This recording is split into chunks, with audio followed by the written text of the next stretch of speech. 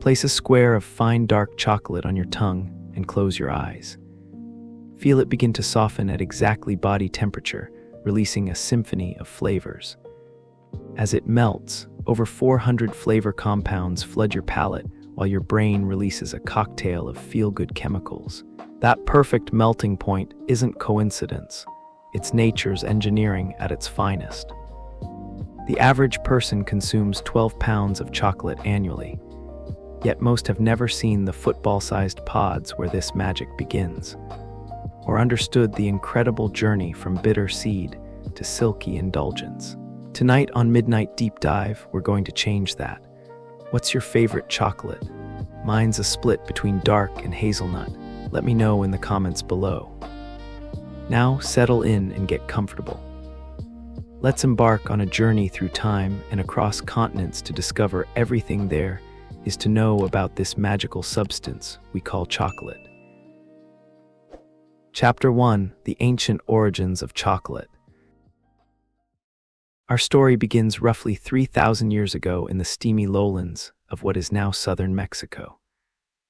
Picture the Olmec people, often called the mother culture of Mesoamerica, discovering something extraordinary in their dense jungle homeland. They were likely the first to realize that the bitter seeds from this strange tree could be transformed into something wonderful. The Olmec word cacao would eventually evolve into our modern word cacao. But for them, this wasn't just a plant, it was a gift from the gods themselves. Archaeological evidence suggests they were drinking chocolate as early as 1500 BCE, making chocolate consumption older than the founding of Rome, older than the construction of the Great Pyramid's completion. But it was the Maya who truly elevated chocolate from a simple drink to a sacred ritual. Walk with me through a Maya temple complex around 600 CE. The limestone steps are worn smooth by countless bare feet, and the air is heavy with copal incense. In the flickering light of torches, priests are preparing for a ceremony that connects the earthly realm with the divine. They're grinding cacao beans on a stone metate, the same way tortillas are made. But this grinding produces a paste that will become something far more precious than food. It becomes a bridge to the gods. The Maya believed that cacao was discovered by the gods in a mountain that also contained other delectable foods. The feathered serpent god Kukulkan gave cacao to the Maya after humans were created from maize by the divine grandmother goddess Ixmucain. The Maya chocolate wasn't the sweet treat we know today. Instead, imagine a frothy, bitter brew mixed with chili peppers, vanilla, honey, and sometimes even flower petals. They would pour this mixture from one vessel to another, creating a foam that was considered the most desirable part of the drink. This foam represented the sacred breath of life itself. In Maya society, chocolate was so valuable that cacao beans served as currency. A turkey might cost 100 cacao beans, while a tomato was worth just 1 bean. Only nobles, warriors, and priests could regularly consume chocolate, and it played a central role in coming-of-age ceremonies, marriages, and religious festivals. The Aztecs inherited this chocolate tradition, but added their own layer of reverence and complexity.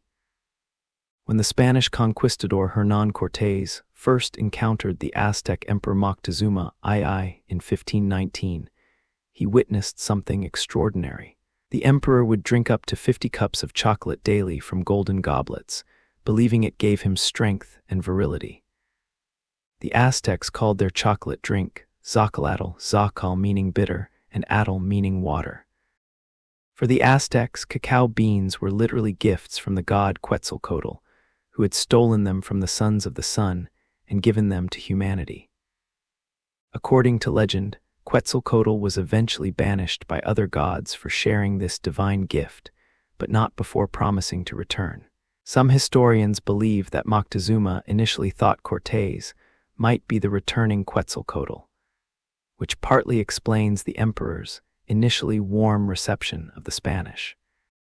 The Aztec chocolate ceremonies were elaborate affairs. Picture the great Templo Mayor in Tenochtitlan, where priests would offer chocolate to the gods at dawn, the steam from the warm drink mingling with the morning mist rising from the lake surrounding the city. Warriors would drink chocolate before battle, believing it would give them the strength and courage of the jaguar. But perhaps most remarkably, chocolate was woven into the very fabric of Aztec society through their economic system. Cacao beans were used as currency throughout the empire, and this system was so effective that it continued in some parts of Mexico until the 19th century. A Spanish colonial document from 1545 records that one turkey cost 200 cacao beans, one avocado cost 3 beans, and one large red tomato cost 1 bean. The Aztecs also developed sophisticated ways of preparing chocolate. They would roast the beans over fire, then grind them on stone slabs called metates. The resulting paste would be mixed with water, and various spices added: chili peppers for heat, vanilla for sweetness, achiote for color, and sometimes ground maize for body. The mixture would be whisked vigorously with a wooden whisk called a molinillo, until it developed that all-important foam. As we drift deeper into this ancient world, imagine the sounds that would have accompanied these chocolate rituals. The rhythmic grinding of beans against stone, the whispered prayers to chocolate deities, the gentle splash of liquid being poured from height to create that sacred foam. These were the first chocolate lovers, and their reverence for this bitter drink established chocolate as something far more significant than mere sustenance. Chapter 2: Chocolate's Journey to Europe. The year was 1528, and the Spanish court in Toledo was about to experience something that would change European culture forever. Hernán Cortés, fresh from his conquest of the Aztec Empire, presented Emperor Charles V with a treasure more valuable than gold cacao beans, and the knowledge of how to transform them into chocolate. Imagine the scene in that grand Spanish palace, with its soaring ceilings and tapestried walls. Courtiers in their elaborate ruffs and velvet doublets gathered around as indigenous servants, brought from the New World, demonstrated the ancient art of chocolate preparation. The Spanish nobles watched in fascination as the servants ground the dark beans, whisked the bitter mixture until it foamed, and presented it in ornate silver cups. The first European taste of chocolate was disappointing. The bitter, spicy drink that the Aztecs revered was far too intense for European palates accustomed to sweet wines and delicate pastries. One Spanish chronicler described it as a drink for pigs rather than humanity. But the Spanish were nothing if not adaptable, and they began experimenting with ways to make this exotic drink more palatable. The transformation happened gradually in Spanish convents, where nuns had both the time and the ingredients to experiment. They began adding cane sugar, which had recently been introduced from the Arab world, along with familiar spices like cinnamon and anise. Slowly, methodically, these devoted women created the first European-style hot chocolate, sweet and warming, perfect for the chilly Spanish winters. But Spain jealously guarded its chocolate secret for nearly a century.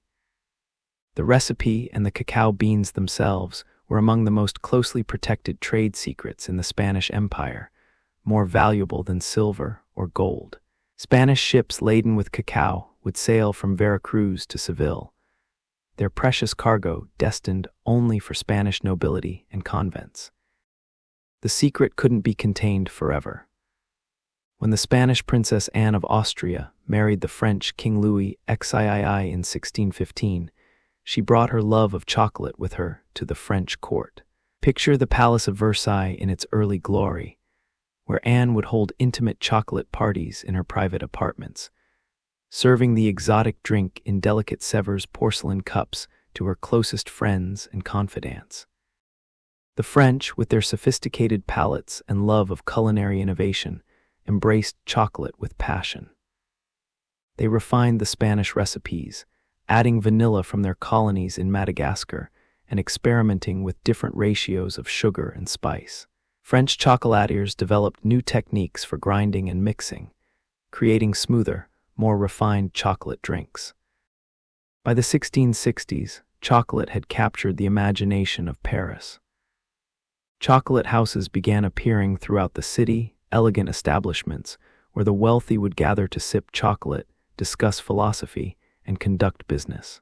These weren't unlike our modern coffee shops, but infinitely more luxurious, with velvet-upholstered chairs, crystal chandeliers, and servers in elaborate livery. The most famous of these was the chocolate house of François Damen on the Rue de l'Arbre-Sec, where Marie Antoinette would later have her personal chocolatier create custom blends flavored with orange blossoms and sweet almond milk. The future queen was so devoted to chocolate that she brought her own chocolatier from Austria when she married the Dauphin. London wasn't far behind Paris in its chocolate enthusiasm. The first chocolate house opened in London in 1657, and by the 1700s, chocolate houses were as integral to London society as pubs or churches. White's Chocolate House, established in 1693, became so famous that it eventually evolved into one of London's most exclusive gentlemen's clubs. These establishments were more than just places to drink chocolate. They were the nerve centers of political and social life. Imagine walking into a London chocolate house in 1710, the air thick with tobacco smoke and conversation. Merchants huddled over steaming cups of chocolate while negotiating deals. Politicians whispered about the latest scandals at court, and intellectuals debated the philosophical questions of the day. The chocolate itself was prepared with theatrical flair. Servers would pour the steaming liquid from ornate silver pots, whisking it until it foamed, then presenting it with great ceremony. The wealthy would add their own personal touches, perhaps a dash of amber for supposed medicinal properties, or rose water for delicate flavor. But chocolate remained expensive, sometimes costing more than a working man's daily wage for a single cup. It was truly a luxury reserved for the aristocracy and the wealthy merchant class. The cacao beans had to travel thousands of miles from the plantations of Venezuela, Ecuador, and later, the Caribbean islands. Every step of the journey from harvest to grinding to preparation was labor-intensive and costly. The Catholic Church initially viewed chocolate with suspicion. Some clerics argued that such a pleasurable drink must be sinful, while others debated whether drinking chocolate broke religious fasts. Pope Pius V finally settled the matter in the 16th century, declaring that since chocolate was a liquid, it didn't break the fast. A decision that probably saved European civilization from missing out on one of its greatest pleasures. As chocolate spread throughout European courts, each country developed its own traditions and preferences. The Italians, masters of culinary arts, began experimenting with chocolate in solid forms, creating early versions of chocolate confections. The Germans embraced chocolate's medicinal properties, with physicians prescribing it for everything from consumption to melancholy. By the early 18th century, chocolate had become so integral to European high society that it influenced art, literature, and social customs. Artists painted elegant ladies sipping chocolate in their boudoirs, poets wrote verses about chocolate's divine properties, and social historians noted that chocolate drinking had become an essential marker of refinement and sophistication. Chapter 3: How Chocolate is Born. Step into a small cacao plantation in coastal Ecuador, where the morning mist still clings to the canopy of shade trees overhead. The air is perfumed with the intoxicating scent of fermenting fruit and rich earth. This is where the magic begins, not in a factory with gleaming machines, but in the hands of farmers who have inherited knowledge passed down through generations. The cacao tree, Theobroma cacao, is remarkably particular about where it will grow. Imagine a belt around the Earth's equator, extending roughly 20 degrees north and south. This is chocolate's homeland, where temperatures remain consistently warm, humidity stays high, and rainfall is abundant but not overwhelming. The tree itself seems almost designed for fairy tales, with its flowers blooming directly from the trunk and main branches. a phenomenon called cauliflory that makes it look as if tiny white and pink flowers are magically erupting from the bark itself. But here's something wonderful. Only about 1 in every 100 of these delicate flowers will eventually become a cacao pod. The rest will fall away, creating a carpet of tiny petals on the forest floor. Those lucky flowers that are successfully pollinated by tiny midges insects, so small they're barely visible, will begin their 6-month journey toward becoming chocolate. Picture Maria, a third-generation cacao farmer, walking through her grove in the early morning hours when the air is still cool. She examines each tree with the practiced eye of someone who knows every plant intimately. She can tell by the sound a pod makes when tapped whether it's ready for harvest. A deep, hollow thunk indicates the seeds have separated from the pod walls and are ready. Using a long pole with a curved blade called a podadura, Maria carefully cuts the ripe pods from branches that might be 15 feet above her head. Each pod is a work of art, ranging from golden yellow to deep burgundy, with pronounced ridges running lengthwise like natural decorations. Some varieties have pods so deeply colored, they appear almost purple in the dappled sunlight. The harvesting is just the beginning.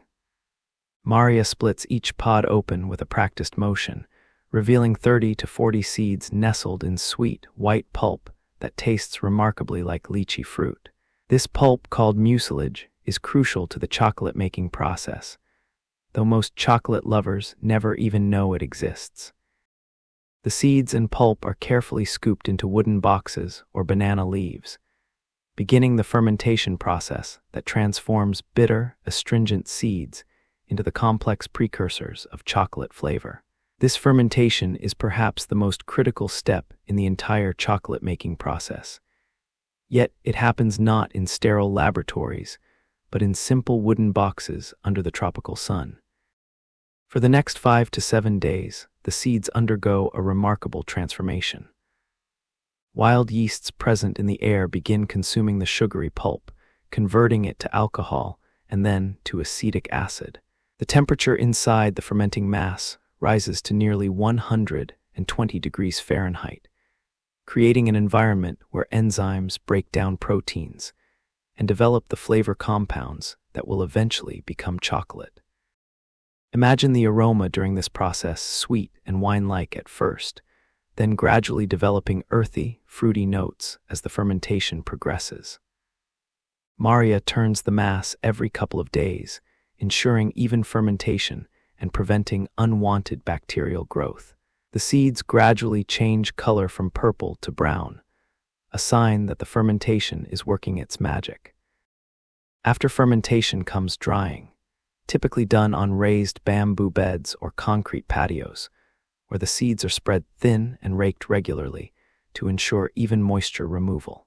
In the humid tropics, this can take up to 2 weeks, during which the seeds must be protected from rain and turned frequently to prevent mold growth. The dried cacao beans, for they are now truly beans rather than seeds, have lost nearly half their original weight and developed the complex flavor profile that will define the finished chocolate. Some will have floral notes reminiscent of jasmine or orange blossoms. Others will carry hints of red fruit or nuts, while still others might have earthy, tobacco-like undertones. Now begins the industrial phase of chocolate making, though the word industrial hardly captures the artistry involved. In a chocolate factory, whether a massive facility processing thousands of tons annually or a small craft workshop, the beans undergo roasting, a process that requires the skill of a master chef combined with the precision of a scientist. The roasting process is where chocolate truly comes alive. Imagine walking into a roasting room where the air shimmers with heat, and the aroma is so intense it's almost overwhelming. Different cacao varieties require different roasting profiles.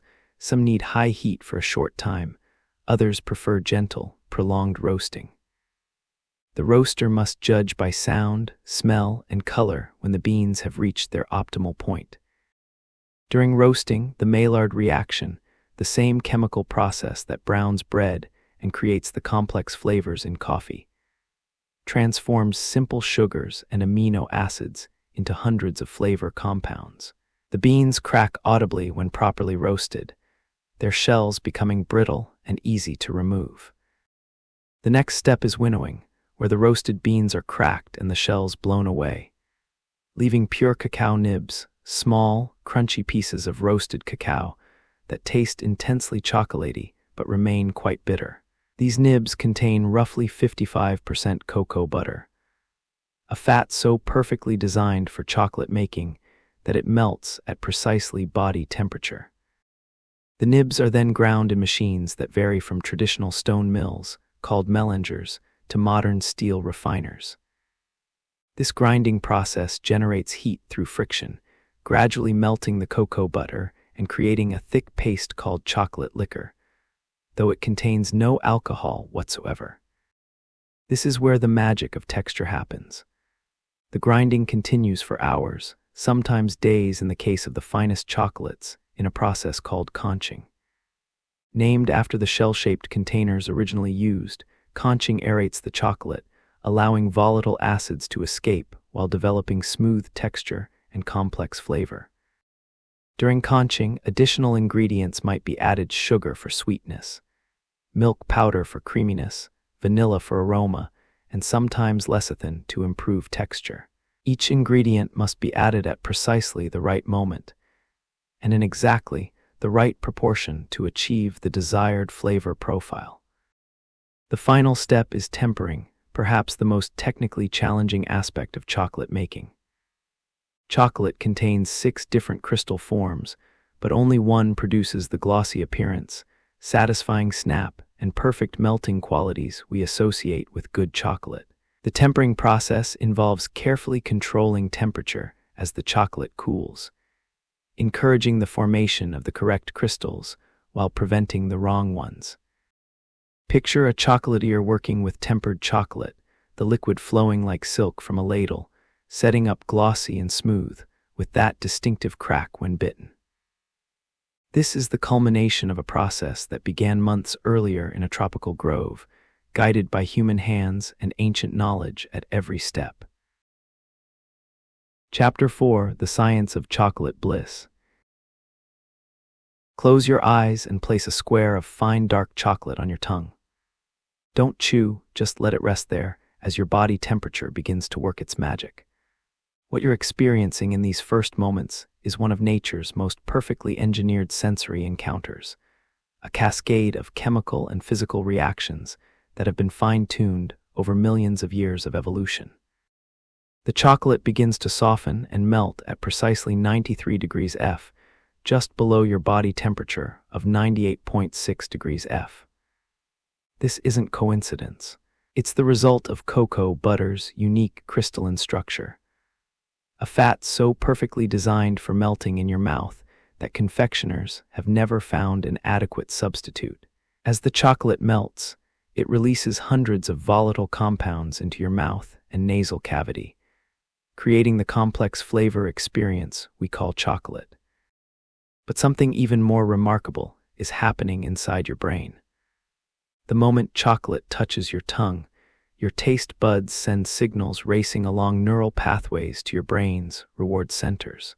Within seconds, your brain begins releasing a cocktail of feel-good chemicals that explain why chocolate has been called a natural antidepressant.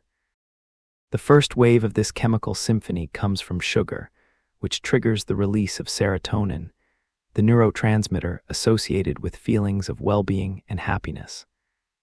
But chocolate's influence on your brain goes far beyond simple sugar rush. Cacao contains a compound called phenylethylamine, sometimes called the love chemical, because it's the same compound your brain produces when you fall in love. It creates feelings of excitement and euphoria, explaining why chocolate has long been associated with romance. Another key player is anandamide, a compound whose name comes from the Sanskrit word for bliss. Your brain produces anandamide naturally when you feel particularly happy or content, and cacao happens to contain compounds that both mimic anandamide and prevent its breakdown. This creates a longer-lasting feeling of well-being than you might get from other sweet treats. Then there's theobromine, chocolate's signature stimulant. Unlike caffeine, which hits hard and fast, theobromine provides a gentler, longer-lasting energy boost. The name literally means food of the gods, and it's what gives chocolate its subtle stimulating effect without the jitters associated with coffee. A typical dark chocolate bar contains about as much theobromine as a cup of tea contains caffeine. The texture of chocolate is equally fascinating from a scientific perspective. When chocolate is properly tempered, that careful heating and cooling process that encourages the formation of the right crystals, it creates what food scientists call a polymorphic crystalline structure. This means the cocoa butter solidifies in a specific pattern that gives chocolate its satisfying snap when broken and its smooth melt in your mouth. Imagine looking at chocolate under a powerful microscope. You'd see cocoa particles suspended in a matrix of cocoa butter crystals, like tiny islands in a sea of fat. The size of these particles, measured in microns, determines how smooth the chocolate feels on your tongue. Premium chocolate has particles ground so fine that your tongue can't detect them individually, creating that silky texture that makes expensive chocolate worth the price. The science of chocolate extends beyond the physical into the realm of flavor chemistry. Chocolate contains over 400 different flavor compounds, more than wine. These include esters that provide fruity notes, aldehydes that contribute nutty flavors, and pyrazines that create earthy, roasted characteristics. The exact combination and concentration of these compounds depend on everything from the genetic variety of the cacao tree to the specifics of fermentation, roasting, and processing. During fermentation, enzymes break down proteins in the cacao beans, creating amino acids that will later participate in the Maillard reaction during roasting. This reaction, the same one that browns bread and creates coffee's complex flavors, produces hundreds of new flavor compounds that define chocolate's taste profile. The temperature and duration of roasting can emphasize different aspects of this flavor development, which is why master chocolatiers guard their roasting profiles like secret recipes. But perhaps the most intriguing aspect of chocolate's chemistry is its potential health benefits. For centuries, chocolate was considered medicine, and modern science is discovering that ancient wisdom may have been onto something. Dark chocolate is rich in flavonoids, particularly a subclass called flavonols, which have powerful antioxidant properties. These flavonols may help protect your cardiovascular system by improving blood flow and reducing inflammation. Some studies suggest that people who eat dark chocolate regularly have lower blood pressure and reduced risk of heart disease. The flavonols in chocolate may also improve cognitive function by increasing blood flow to the brain. Chocolate contains minerals that many people don't get enough of in their diets. A single ounce of dark chocolate provides significant amounts of iron, magnesium, copper, and manganese. Magnesium, in particular, is crucial for hundreds of biochemical reactions in your body and may help explain why some people crave chocolate when they're stressed or tired. The famous question of chocolate addiction has fascinated researchers for decades. While chocolate does trigger the release of dopamine, the neurotransmitter associated with pleasure and reward, true addiction, involves tolerance, withdrawal, and compulsive use despite negative consequences. Most chocolate cravings are better explained by chocolate's unique combination of fat, sugar, and mood-enhancing compounds, along with powerful psychological and cultural associations. Interestingly, chocolate cravings seem to be largely cultural. In countries where chocolate isn't traditionally consumed, people rarely report chocolate cravings even when it becomes available. This suggests that our relationship with chocolate is as much learned as it is biochemical. The melting point of chocolate plays a crucial role in its sensory appeal. Cocoa butter melts in a narrow temperature range just below body temperature, which means it transitions from solid to liquid very quickly once it's in your mouth. This rapid phase change releases flavor compounds efficiently, while creating a cooling sensation as the fat melts, part of chocolate's unique sensory signature. Different types of fat create different melting characteristics. This is why chocolate made with vegetable oils instead of cocoa butter often feels waxy or doesn't melt cleanly. Cocoa butter's unique triglyceride composition gives it melting properties that food scientists have tried to replicate but never quite matched. The size and shape of chocolate also affect its flavor release. A thin chocolate bar will melt faster than a thick one, releasing flavors more quickly. This is why chocolate manufacturers carefully control the thickness and surface area of their products to optimize flavor delivery. Temperature affects chocolate in remarkable ways. Store chocolate too warm, and the cocoa butter will migrate to the surface, creating the white bloom that makes chocolate look old or stale, though it's perfectly safe to eat. Too cold and chocolate becomes hard and may crack when you try to break it, changing the eating experience entirely. The science of chocolate pairing is based on complementary and contrasting flavor compounds. Wine and chocolate work well together because both contain tannins and complex flavor molecules that interact in interesting ways. Coffee and chocolate share many flavor compounds from the Maillard reaction, creating harmonious combinations. Even unexpected pairings like chocolate and blue cheese work because the salty, umami flavors of cheese contrast beautifully with chocolate's sweetness, while the fat in both foods creates textural harmony. As the chocolate continues to melt on your tongue, releasing its complex bouquet of flavors and mood-enhancing compounds, you're experiencing one of humanity's most sophisticated foods. A perfect marriage of chemistry, physics, and biology that has captivated us for thousands of years and continues to reveal new secrets to curious scientists around the world. Chapter 5: The Chocolate Family Tree. Imagine standing in a chocolate shop that exists only in dreams, one where every variety of chocolate ever created lines the walls in perfect, gleaming rows.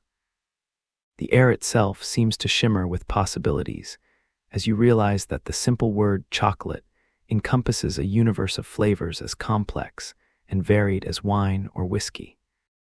Let's begin our exploration with the foundation of all chocolate cacao content. Picture holding two bars in your hands, one containing 35% cacao, the other containing 85%.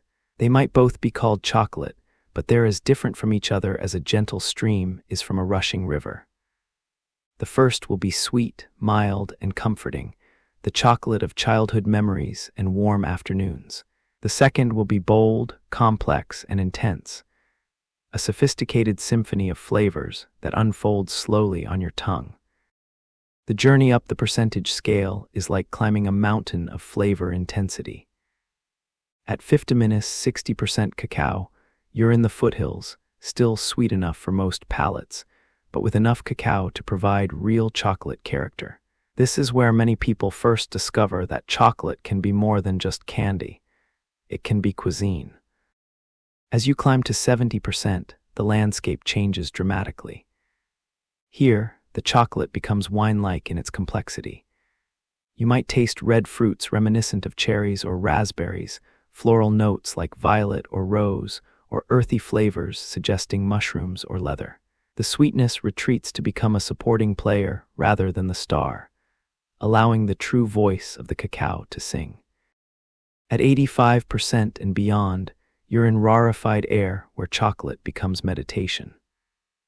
These ultra-high percentage chocolates aren't for casual snacking, but for contemplative tasting, where a single square might occupy your attention for minutes as layers of flavor reveal themselves like the movements of a symphony. But percentage is only one dimension of chocolate's complexity.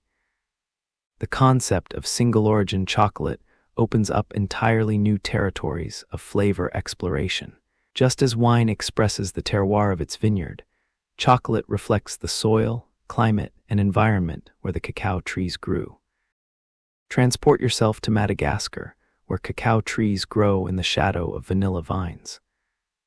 The chocolate produced from these beans carries subtle vanilla notes naturally, without any vanilla being added. The red volcanic soil and humid climate create chocolates with bright, fruity characteristics, often described as having raspberry or cherry notes with a clean, almost wine-like finish. Now journey to Ecuador's Arriba National Cacao, grown in the cloud forests of the Andes foothills. These beans produce chocolate with an extraordinary floral bouquet. Some describe it as jasmine, others as orange blossom. The flavor is so distinctive that it's been protected with denomination of origin status, like champagne or Parmigiano Reggiano cheese. In Venezuela's Chio Valley, considered by many to be the Bordeaux of chocolate, cacao trees have grown for centuries in a microclimate so perfect that the chocolate produced is legendary among connoisseurs. Chio chocolate is known for its complex flavor profile that might include notes of honey, nuts, and spices, with a remarkable smoothness that comes from the specific variety of Trinitario cacao grown there. The three main varieties of cacao, Forastero, Criollo, and Trinitario, each contribute their own character to the chocolate family tree. Forastero, which makes up about 80% of world production, is the workhorse of the chocolate world, reliable, productive, and providing the sturdy chocolate flavor most people recognize. These beans create chocolate that's straightforward and honest, with earthy, nutty flavors. Criollo, the aristocrat of cacao, makes up less than 5% of world production, but is prized for its delicate, complex flavors. Criollo chocolate often has floral, fruity, or nutty notes with very little bitterness. It's the cacao equivalent of a rare wine grape, temperamental to grow, but extraordinary in the right conditions. Trinitario, a natural hybrid of Forastero and Criollo, offers the best of both worlds. The hardiness of Forastero, with much of the flavor complexity of Criollo. Most of the world's finest chocolates come from Trinitario beans, which can produce flavors ranging from fruity and floral to nutty and spicy. Now let's explore the different types of chocolate that emerge from these beans. Milk chocolate, beloved worldwide, is like a gentle introduction to chocolate's possibilities. Picture the first milk chocolate, created in 1875 by Swiss chocolatier Daniel Peter, who spent 8 years perfecting the process of adding milk to chocolate. The challenge was enormous. Fresh milk would cause the chocolate to spoil, but Peter eventually succeeded using Henry Nestlé's powdered milk. Good milk chocolate is a masterpiece of balance. The milk proteins interact with the cacao in complex ways, creating new flavor compounds while softening the intensity of the chocolate. The best milk chocolates taste like liquid silk, with the cacao providing depth and complexity, while the milk adds richness and sweetness. Dark chocolate, on the other hand, is chocolate in its more natural state: cacao, sugar, and perhaps vanilla, nothing more. Dark chocolate allows you to taste the true character of the cacao beans, unmasked by milk or excessive sugar. It can range from sweet and approachable at 50% cacao to challengingly intense at 90% or higher.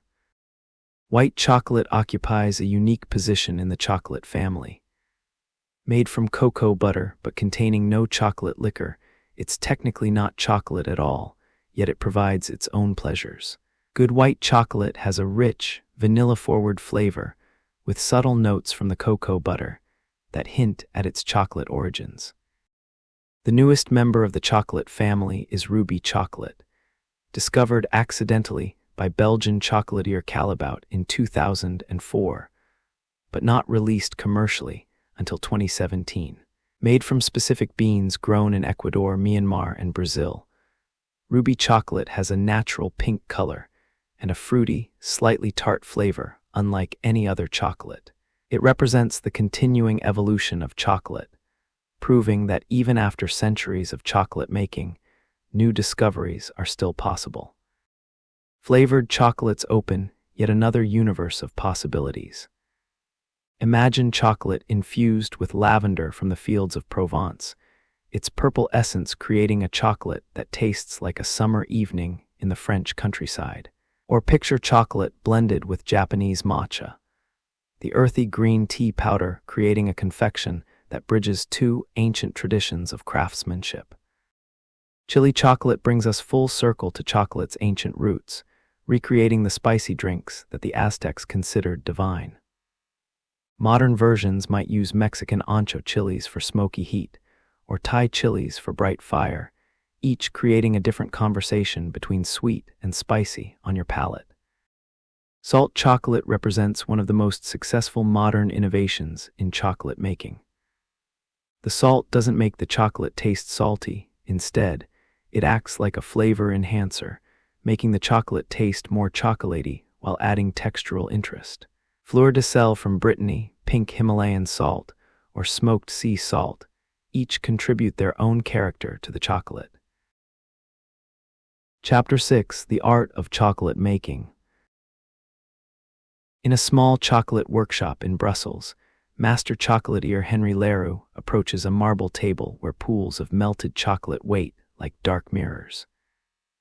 The room is precisely climate-controlled, 65 degrees F with low humidity, because chocolate making is as much about managing physics as it is about crafting flavor.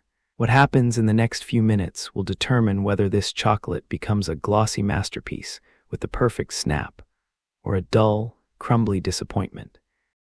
This is the ancient art of tempering, a process so crucial to chocolate making that it can make the difference between amateur and professional results. Imagine chocolate as having a hidden personality disorder, 6 different crystal forms that the cocoa butter can assume as it cools, but only one that produces the characteristics we associate with good chocolate. The desired form V crystals create chocolate that's glossy, has a satisfying snap when broken, melts smoothly in your mouth, and resists blooming. That white, chalky appearance that develops when chocolate is stored improperly. The wrong crystals create chocolate that's dull, soft, crumbles instead of snapping, and melts poorly. Henry begins the tempering process by heating his chocolate to 115 degrees F, completely melting all existing crystals. This is like erasing a chalkboard, starting with a clean slate where no unwanted crystal memories remain. The chocolate at this stage is liquid silk, flowing like wine when poured. Next comes the cooling phase, where Henry works with the patience of a meditation master and the precision of a scientist. He pours 2/3 of the melted chocolate onto his marble surface, which immediately begins drawing heat away from the chocolate. Using a palette knife and scraper, he spreads the chocolate thin, then gathers it back together in movements that look almost like a dance. This isn't just for show. Henry is encouraging the formation of stable crystals while preventing unstable ones from taking hold. The chocolate gradually thickens as good crystals form, and Henry can judge the progress by how the chocolate behaves under his tools. When it begins to hold its shape slightly when spread, he knows the chocolate is approaching the correct temperature. The critical moment comes when Henry tests the chocolate's temper by dipping a knife blade into the mixture. Good temper produces chocolate that sets within 3 minutes with a glossy surface and no streaks. If the chocolate takes too long to set or appears dull, Henry must start over. There are no shortcuts in the physics of crystallization.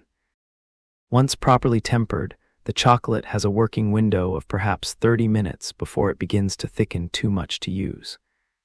This is when the magic happens, when liquid chocolate transforms into confections that will delight and amaze. The creation of filled chocolates, pralines, truffles, and ganaches requires a completely different set of skills. Picture Henry creating a classic ganache, the foundation of fine chocolate truffles.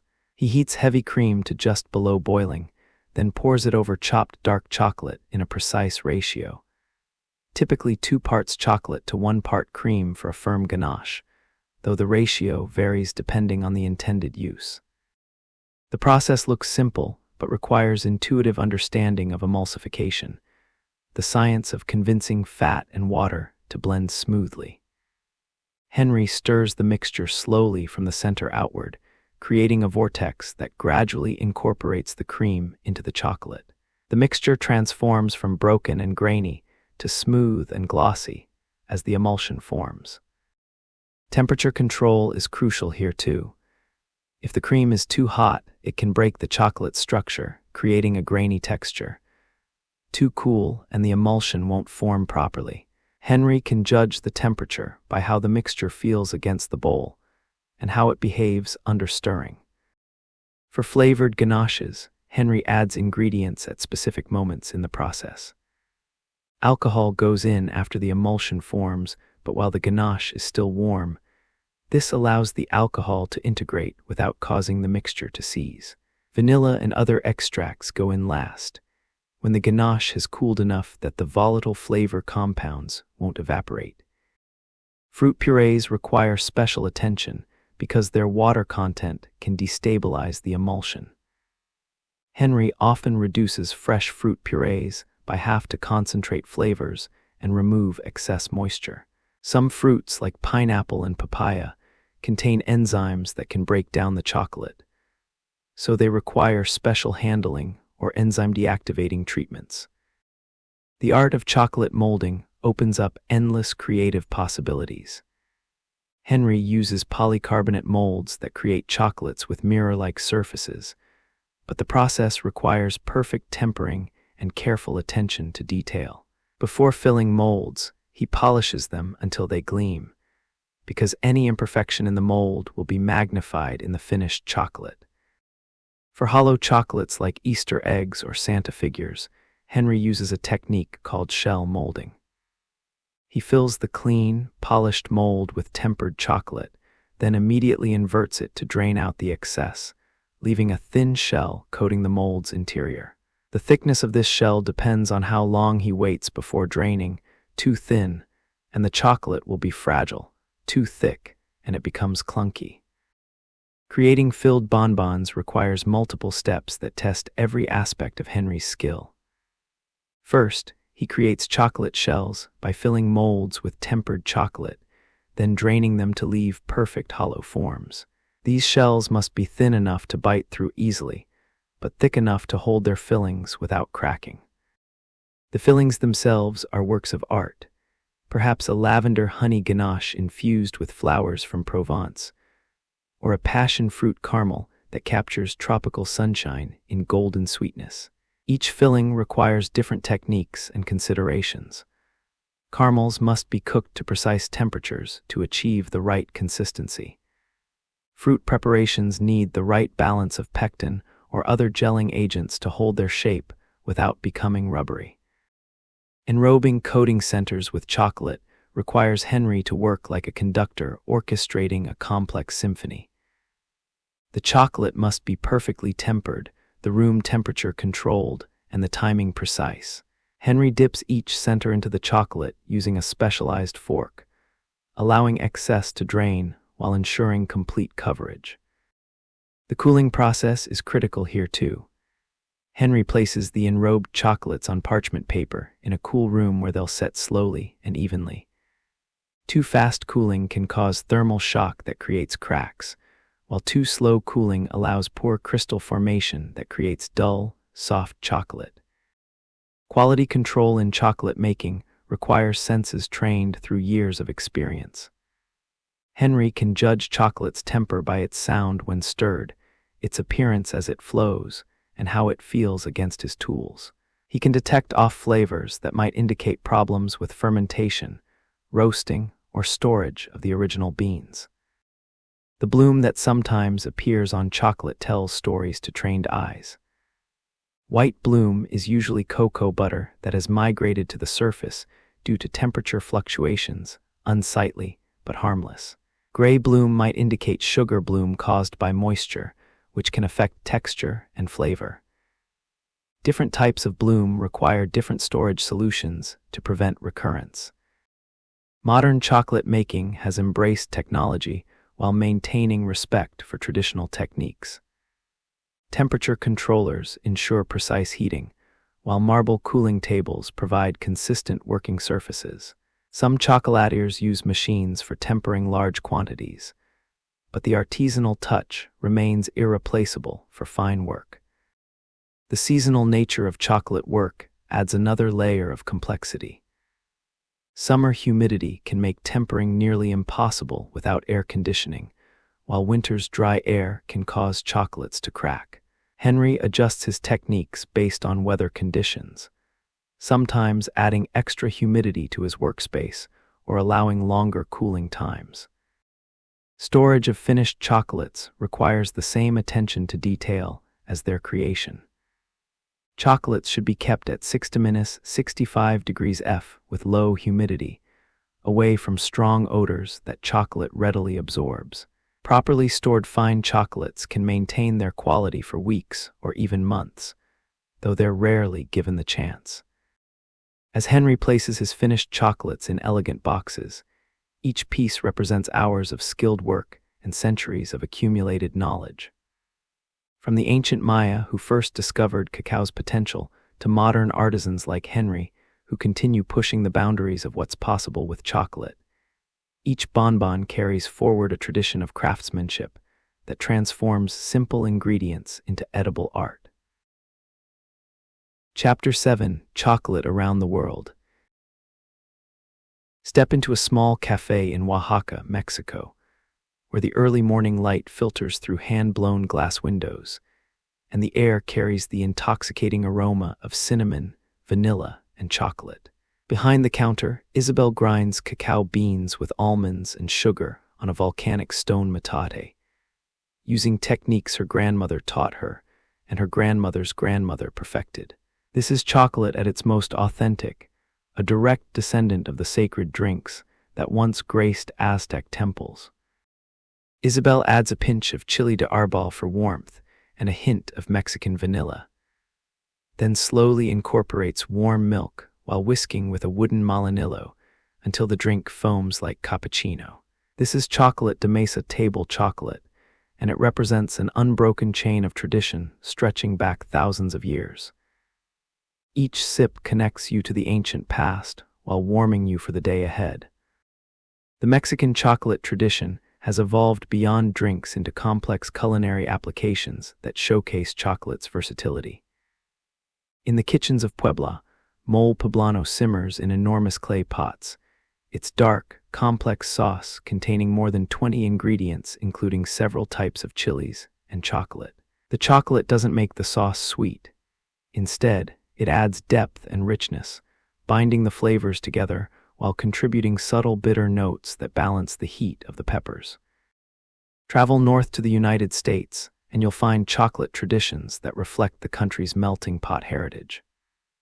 In New England, chocolate chip cookies tell the story of American innovation, invented in 1938 by Ruth Wakefield at the Toll House Inn when she broke pieces of Nestlé chocolate into her cookie dough, expecting them to melt evenly. Instead, she created one of America's most beloved desserts, proving that some of the best discoveries happen by accident. The American South has its own chocolate traditions, often involving pecans from local groves. Picture a New Orleans praline shop where copper kettles bubble with sugar, cream, and chocolate, the mixture stirred constantly until it reaches the perfect consistency to hold its shape while remaining tender enough to melt in your mouth. The French influence is unmistakable, but the addition of local pecans and brown sugar creates something uniquely American. Cross the Atlantic to Switzerland, and you enter chocolate's most technically advanced homeland. Here, in the Alpine valleys where snow-capped peaks reflect morning sunlight, chocolate making has achieved the precision of watchmaking. Swiss chocolate's legendary smoothness comes from innovations like the conching process, invented by Rodolphe Lindt in 1879, which involves stirring chocolate for days to develop texture and flavor. In a small chocolaterie in Zurich, Master chocolatier Klaus demonstrates the art of Swiss chocolate making. His workshop is a temple to precision. Every tool has its place, every temperature is monitored, every timing calculated to the minute. Swiss chocolate isn't just candy. It's engineering made edible, where mathematical precision serves sensual pleasure. The Swiss gift to the chocolate world includes milk chocolate, invented by Daniel Peter, and white chocolate, created by Nestlé in the 1930s. Swiss chocolate makers pioneered many techniques still used today, from improved tempering methods to innovations in packaging that preserve chocolate's quality during transport. Belgium approaches chocolate with the soul of an artist rather than the mind of an engineer. In Brussels' grand chocolate shops, display cases showcase bonbons that look more like jewelry than candy. Belgian chocolatiers are masters of the praline, not the New Orleans confection, but elegant filled chocolates with paper-thin shells and silky ganache centers. Walk through a Belgian chocolate atelier, and you'll see chocolatiers hand-painting molds with colored cocoa butter, creating chocolates that are miniature works of art. Belgian tradition emphasizes fresh ingredients and short shelf lives. Many Belgian chocolates are best consumed within days of creation, their delicate fillings too precious to preserve with artificial additives. The Belgian chocolate scene includes both grand masons like Godiva and Leonidas, which have become international brands, and tiny family operations where recipes pass from generation to generation like heirlooms. Each shop has its specialty, perhaps champagne truffles that capture the essence of celebration, or violet creams that taste like springtime in Provence. French chocolate making combines technical mastery with culinary artistry. In Parisian chocolateries, you'll find innovations that push chocolate's boundaries while respecting its traditions. French chocolatiers excel at incorporating unexpected flavors, perhaps Earl Grey tea ganache that captures the bergamot's floral notes, or salted caramel that plays with the contrast between sweet and savory. The French approach to chocolate often involves pairing it with wine or champagne, treating chocolate as seriously as any fine food deserves. French chocolate tasting follows protocols similar to wine tasting, examining appearance, inhaling aroma, noting the snap, and analyzing flavor development on the palate. Journey to Japan, and you'll discover how chocolate adapts to different cultural aesthetics. Japanese chocolatiers have embraced chocolate with characteristic attention to detail and presentation. Kit Kat bars in Japan come in dozens of flavors that reflect local tastes: green tea, wasabi, sweet potato, sake, and even soy sauce. What might seem bizarre to Western palates makes perfect sense within Japanese flavor traditions. In high-end Japanese chocolateries, chocolates are presented like precious objects, wrapped in handmade paper and placed in wooden boxes that customers keep as treasures long after the chocolate is consumed. The Japanese aesthetic of understated elegance transforms chocolate from indulgence to art object. Japanese innovations include chocolate made with local ingredients like yuzu citrus, black sesame, and red bean paste. These flavors create chocolate experiences unlike anything found elsewhere, demonstrating how chocolate can serve as a canvas for any culinary tradition. Austria contributed Sockertorte to the world's chocolate repertoire, a dense chocolate cake layered with apricot jam and covered in dark chocolate glaze.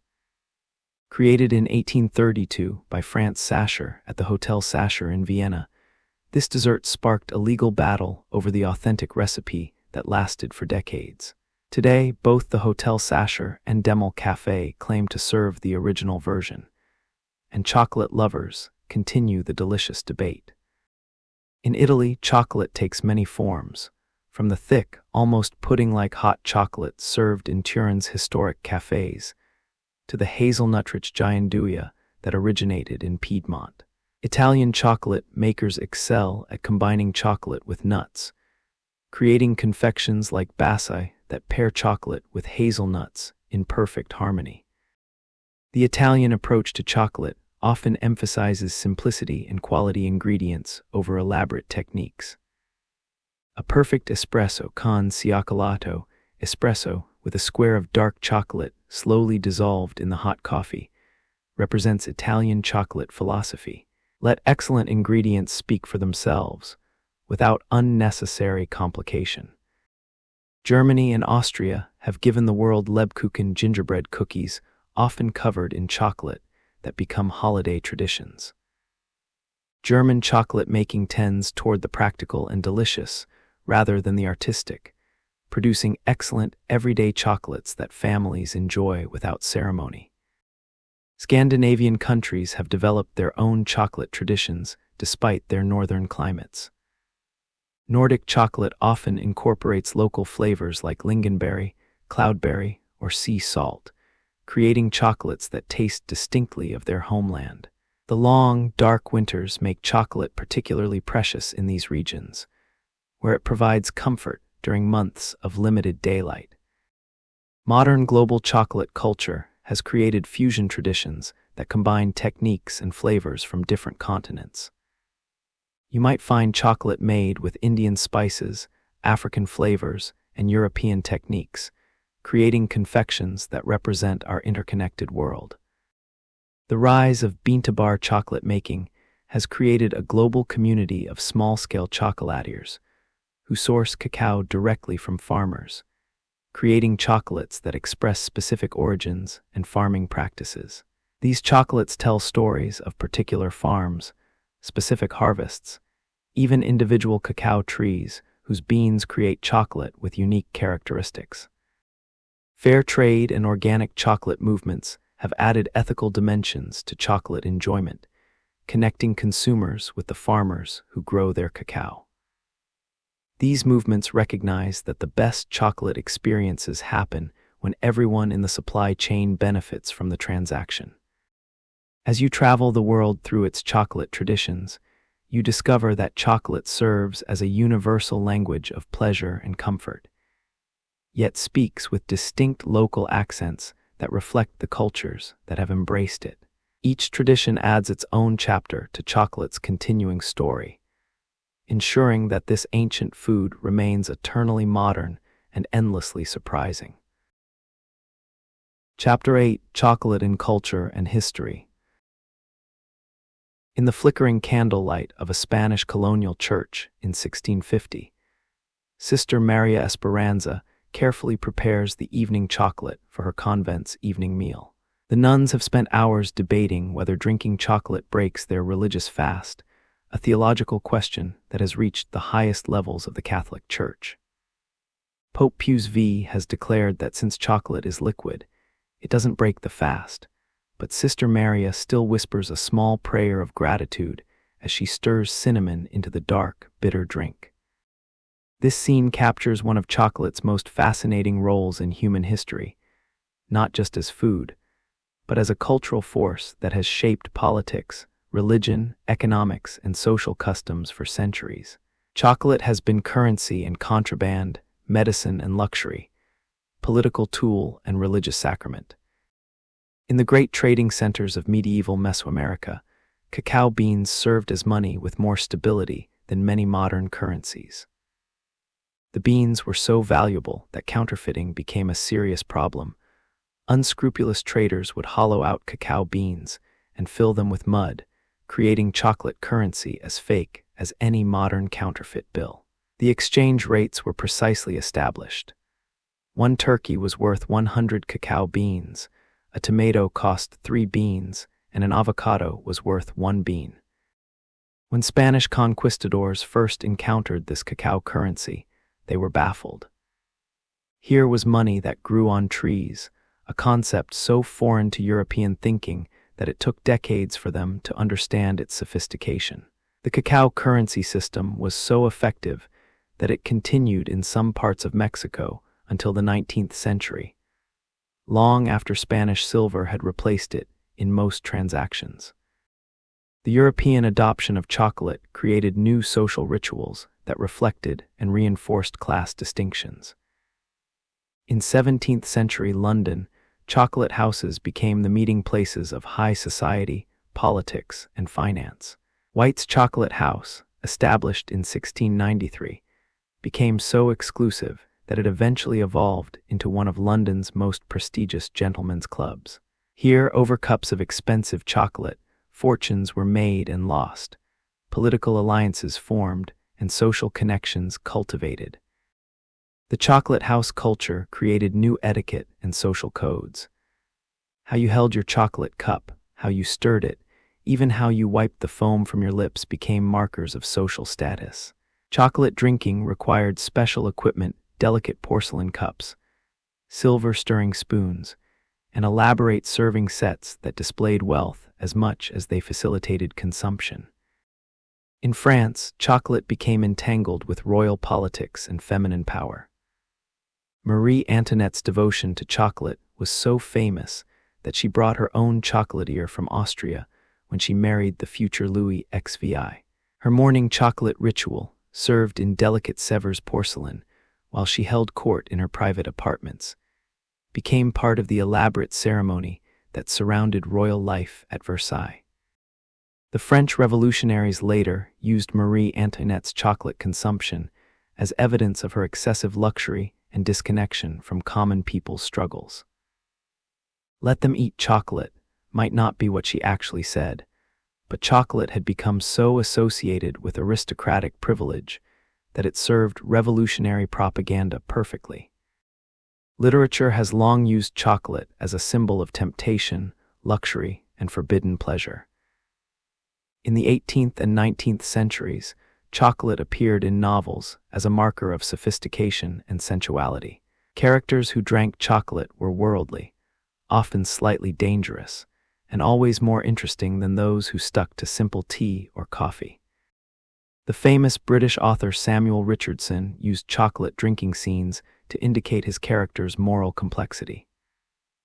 A character who enjoyed chocolate might be sophisticated and appealing, but also potentially corrupt. Chocolate carried associations with sensual pleasure that made it slightly suspect in the moral framework of the time.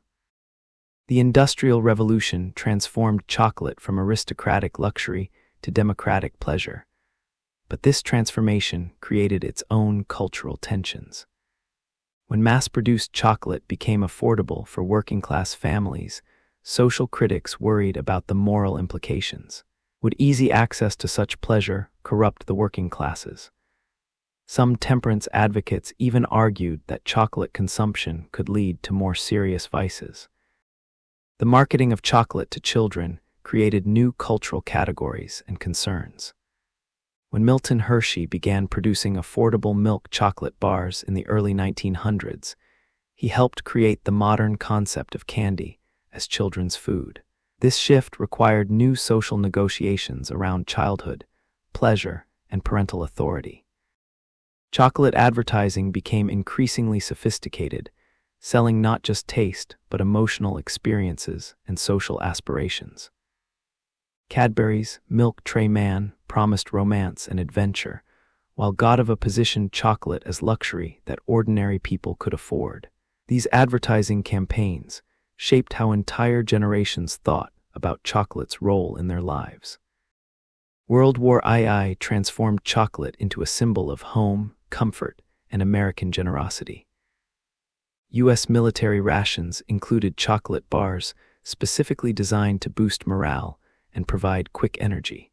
American GIs distributed chocolate to children in liberated territories, creating powerful associations between chocolate, freedom, and American values that persisted for decades. The famous Hershey's Tropical Bar was developed specifically for soldiers in the Pacific Theater, formulated to resist melting in extreme heat. These wartime innovations later influenced civilian chocolate products, showing how military necessity could drive consumer innovation. Chocolate also played roles in resistance movements and espionage. The French resistance sometimes used chocolate shops as meeting places and message drops, calculating that the innocent pleasure of chocolate buying would deflect suspicion. Some resistance members even hid messages inside hollow chocolate figures, creating a sweet form of secret communication. The post-war era saw chocolate become central to new holiday traditions and gift-giving customs. Valentine's Day chocolate sales helped establish the association between chocolate and romantic love that continues today. Easter chocolate eggs and Christmas chocolate gifts created seasonal chocolate economies, that now drive significant portions of annual chocolate sales. The 1970s brought chocolate into the realm of premium lifestyle marketing. Brands like Godiva and Lindt positioned chocolate as affordable luxury, something that middle-class consumers could use to reward themselves or express sophistication. This marketing created the modern concept of premium chocolate, where price and packaging became as important as taste. The rise of gourmet chocolate in the 1980s and 1990s paralleled broader trends toward food sophistication and culinary knowledge. Chocolate tastings became social events, chocolate shops became destinations, and chocolate knowledge became a form of cultural capital. Being able to discuss chocolate's terroir or bean origins became a marker of sophistication, similar to wine knowledge. The craft chocolate movement of the 2000s added ethical and environmental consciousness to chocolate consumption. Bean-to-bar chocolate makers began telling stories about their relationships with cacao farmers, making the social and environmental impact of chocolate consumption visible to consumers in new ways. Modern chocolate culture reflects broader cultural tensions around pleasure, health, and ethics.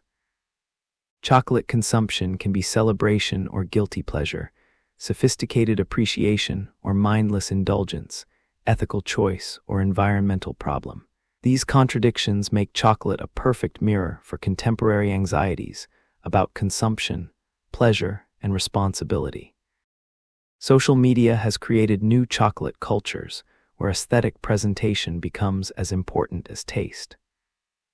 Instagram-worthy chocolate creations require visual appeal that sometimes prioritizes appearance over flavor, creating new tensions between traditional chocolate craftsmanship and modern marketing needs. The globalization of chocolate has created fascinating cultural hybrids. Japanese Kit Kat flavors, Mexican chocolate with chili, and European chocolate made with South American beans all represent how chocolate adapts to local tastes while maintaining its essential character. These adaptations show chocolate's remarkable flexibility as both food and cultural symbol. Contemporary chocolate culture also reflects increasing awareness of chocolate's colonial history and ongoing power imbalances in the global chocolate trade. Fair trade chocolate, direct trade relationships, and ethical chocolate certifications represent attempts to address these historical injustices while maintaining the pleasure that chocolate provides. As you consider chocolate's rich cultural history, remember that every chocolate bar carries within it the weight of human stories of conquest and resistance, luxury and democracy, tradition and innovation. Chocolate has been present at some of humanity's most significant moments, providing comfort during wars, marking celebrations during peace, and creating connections across cultures and centuries. Chapter 9: Tomorrow's Chocolate Dreams. In a gleaming laboratory in Zurich, Dr. Sarah Chen examines cacao seedlings growing under precisely controlled LED lights that mimic the exact spectrum of equatorial sunlight. These aren't ordinary cacao plants. They're the result of years of genetic research aimed at creating varieties that can thrive in a world transformed by climate change. Some contain genes that help them resist the fungal diseases that threaten cacao farms worldwide, while others have been bred to produce higher yields in smaller spaces. This is the cutting edge of chocolate's future, where ancient traditions meet space-age technology in the race to ensure that chocolate remains part of human experience as our planet changes around us. The challenges are real and urgent by 2050. Many scientists predict that traditional cacao-growing regions may become too hot and dry to support commercial production. But the solutions emerging from laboratories, farms, and factories around the world suggest a future where chocolate not only survives, but thrives in new and exciting forms. Climate adaptation represents chocolate's most pressing challenge. Rising temperatures and changing rainfall patterns threaten cacao production in West Africa, South America, and Southeast Asia. But researchers are developing remarkable solutions. Some are creating cacao varieties that can tolerate higher temperatures and drought conditions, while others are exploring vertical farming techniques that could bring cacao production to entirely new regions. Imagine walking through a climate-controlled facility in Ohio, where cacao trees grow in stacked tiers under artificial sunlight, their roots nourished by precisely calibrated nutrient solutions. This isn't science fiction. Pilot projects already exist that could revolutionize where and how chocolate is produced. These controlled environments might eventually produce cacao with more consistent quality and fewer pest problems than traditional outdoor farming. Laboratory-grown chocolate represents another frontier that seems straight out of science fiction. Companies are developing ways to produce chocolate flavor compounds using cellular agriculture, the same technology being used to create laboratory-grown meat. Imagine chocolate created by feeding specific nutrients to cultured cacao cells, producing authentic chocolate flavors without requiring traditional cacao farms at all. This cellular agriculture approach could solve many of chocolate's current problems. No child labor, no deforestation, no pesticide use, and no dependence on climate-vulnerable regions. The chocolate would be molecularly identical to traditionally produced chocolate, but created in sterile laboratories using renewable energy sources. But the future of chocolate isn't just about solving problems, it's also about expanding possibilities. Flavor innovation continues to push boundaries in directions that would have seemed impossible just decades ago. Contemporary chocolatiers are experimenting with ingredients like seaweed, insects, and laboratory-created flavor compounds that could create entirely new categories of chocolate experience. Picture walking into a chocolate shop in 2040, where you can sample chocolate infused with flavors from flowers that exist only in botanical gardens, or chocolate that changes flavor as you eat it, thanks to encapsulated flavor compounds that release at different temperatures. Some chocolatiers are already experimenting with chocolate that incorporates molecular gastronomy techniques, creating chocolates that fizz, change color, or even emit light. The intersection of chocolate and technology is creating new possibilities for personalization. Companies are developing systems that can analyze your genetic taste preferences and create custom chocolate blends tailored specifically to your palate. Imagine chocolate that's been designed at the molecular level to provide maximum pleasure for your specific taste receptor profile.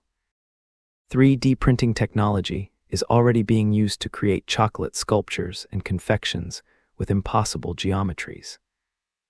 In the future, home chocolate printers might allow people to design and create custom chocolates in their own kitchens, downloading recipes and designs from master chocolatiers around the world. Sustainability innovations are reshaping every aspect of chocolate production. Packaging made from cacao pod husks creates a closed-loop system where waste becomes wrapper.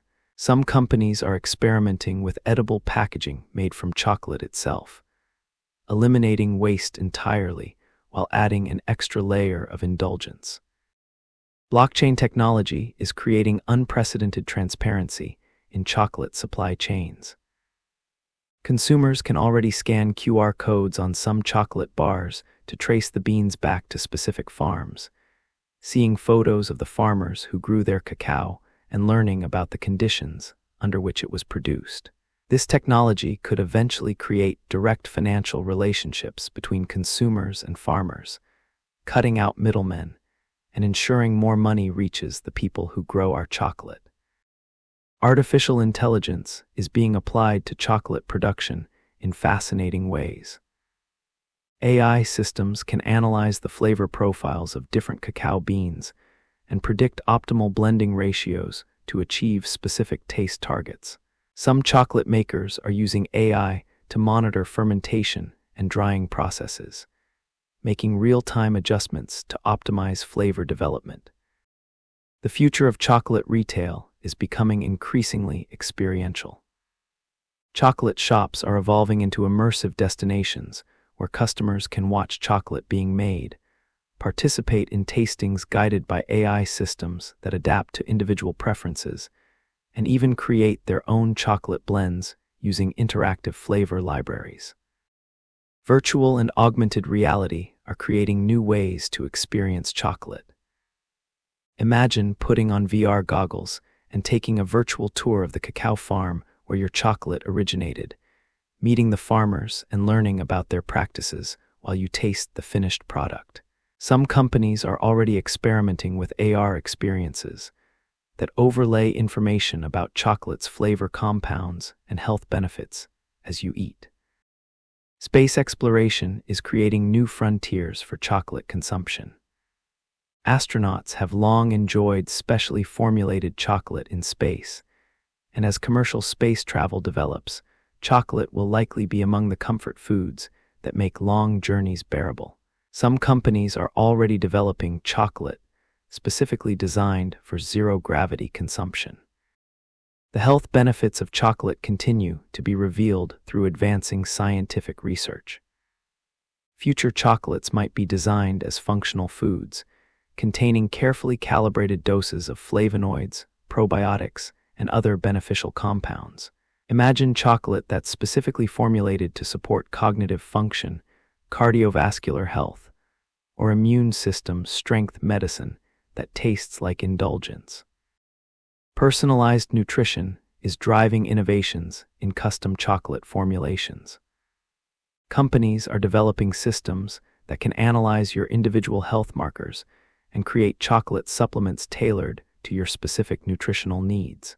Your daily chocolate might contain exactly the vitamins, minerals, and bioactive compounds your body requires, making it both pleasure and health optimization. The democratization of chocolate making continues to evolve. Home chocolate making equipment is becoming more sophisticated and affordable, allowing passionate amateurs to create professional quality chocolates in their own kitchens. Online communities share techniques, recipes, and innovations, creating a global network of chocolate makers who learn from each other across continents. Educational chocolate experiences are expanding beyond simple tastings. Schools are beginning to incorporate chocolate into science curricula, using chocolate making to teach chemistry, biology, and physics. Children learn about crystallization through tempering, study fermentation through cacao processing, and explore geography through bean origins. The social impact of chocolate continues to evolve as consumers become more conscious of the human cost of their indulgences. Direct trade relationships are becoming more common, with chocolate makers building long-term partnerships with specific farms and communities. Some companies are investing directly in farming communities, building schools, providing health care, and developing infrastructure that benefits entire regions. Alternative protein sources are being incorporated into chocolate products, creating confections that appeal to flexitarian and environmentally conscious consumers. Cricket flour chocolate, plant-based milk chocolates made from oat or coconut milk, and chocolate enhanced with algae-derived nutrients represent just the beginning of this trend. The circular economy is being applied to chocolate production in innovative ways. Cacao pod husks, traditionally discarded, are being converted into biofuels, animal feed, and building materials. Some companies are developing processes that use every part of the cacao pod, creating zero-waste chocolate production systems. Fermentation innovations are creating new flavor possibilities. Chocolatiers are experimenting with controlled fermentation using specific bacterial and yeast strains, much like beer and wine makers do. These innovations could create chocolates with entirely new flavor profiles, while improving consistency and quality. Genetic research is revealing the secrets of cacao's complex flavor chemistry. Scientists are identifying the specific genes responsible for different flavor compounds, potentially allowing for the development of cacao varieties with enhanced flavor characteristics. This research could lead to cacao that naturally produces chocolate with fruity, floral, or nutty notes without any additional flavoring. The future of chocolate packaging is becoming increasingly sustainable and interactive. Smart packaging could monitor chocolate's condition and optimal consumption timing, while biodegradable materials ensure that packaging doesn't outlast the product it protects. Some companies are experimenting with packages that extend chocolate's shelf life through active preservation systems. Chocolate tourism is evolving beyond simple factory tour to comprehensive cultural experiences. Future chocolate destinations might include immersive museums where visitors can experience the complete journey from cacao tree to finished bar, virtual reality experiences that transport visitors to cacao farms, and hands-on workshops where tourists can create their own chocolate from scratch. The integration of chocolate into fine dining continues to expand beyond desserts. Savory applications of chocolate in sauces, rubs, and main dishes are becoming more sophisticated as chefs explore chocolate's potential as a complex flavoring agent. Future restaurants might feature chocolate sommeliers who pair specific chocolates with each course of a meal. Wellness applications of chocolate are expanding beyond traditional health benefits. Chocolate meditation sessions, where the slow consumption of high-quality chocolate becomes a mindfulness practice, are gaining popularity. Some spas are incorporating chocolate into therapeutic treatments, using its mood-enhancing properties as part of mental health interventions. The globalization of chocolate is creating new fusion traditions that combine local ingredients with chocolate in unexpected ways. Future chocolates might incorporate traditional medicinal herbs from various cultures, fermented ingredients from different food traditions, or locally foraged ingredients that reflect specific geographical regions. Cultural preservation efforts are working to maintain traditional chocolate-making techniques while adapting them for modern sustainability requirements. Indigenous communities in cacao-growing regions are developing ecotourism programs that share their traditional knowledge while providing economic alternatives to unsustainable farming practices. The democratization of luxury chocolate continues as technology makes high-quality chocolate production more accessible. Small-scale equipment allows artisanal producers to create products that rival those of large manufacturers, fostering innovation and creativity in local chocolate scenes worldwide. As we look toward chocolate's future, we see a landscape rich with possibility and promise. The challenges are real: climate change, sustainability concerns, and social justice issues require immediate attention and innovative solutions. But the ingenuity being applied to these problems suggests a future where chocolate becomes not just more sustainable and ethical, but more delicious and diverse than ever before. The next chapter of chocolate's story will be written by innovators who respect its ancient heritage while embracing modern possibilities. Whether that's a farmer in Ecuador developing climate-resistant cacao varieties, a food scientist in Silicon Valley creating laboratory-grown chocolate, or a child in Ohio learning chemistry through chocolate tempering, the future of chocolate lies in human creativity and dedication to this remarkable food. As you settle into sleep tonight, perhaps you'll dream of those ancient cacao groves where this journey began. Or imagine yourself in tomorrow's chocolate laboratories where new possibilities await discovery. Remember that every piece of chocolate you've ever enjoyed carries within it the stories we've shared. Of farmers and scientists, artists and innovators, all united by their dedication to this remarkable food that has captivated humanity for millennia and continues to evolve in ways both surprising and delightful. Until we meet again in these quiet hours, may your dreams be as rich and complex as the finest chocolate. May your rest be as smooth as perfectly tempered ganache. And may you always find sweetness in the simple pleasures that connect us all.